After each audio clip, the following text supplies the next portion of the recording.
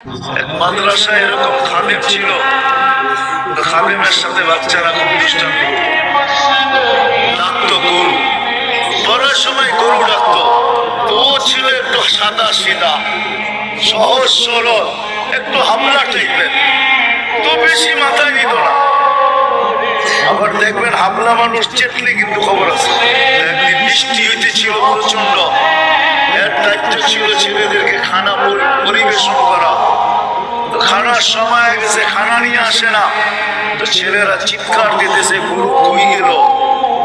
একটু পরে দেখতেছে খানা নিয়ে আসতেছে, তো সবাই চিৎকার দিয়ে বলতেছে ওই গরু এত দেরি করলি কেন। সরল সহজ তো লেগে গেছে মাথায়। মোতামেম সাহেবের কাছে যা বলতেছে চাকরি করবো না। কেন? বাড়ি মাদ্রাসায় যেটি পালেন এটি সব দেয়ালো, সবসময় গরু বলে শোয়া গেছি, আজকে গরু বলতেছি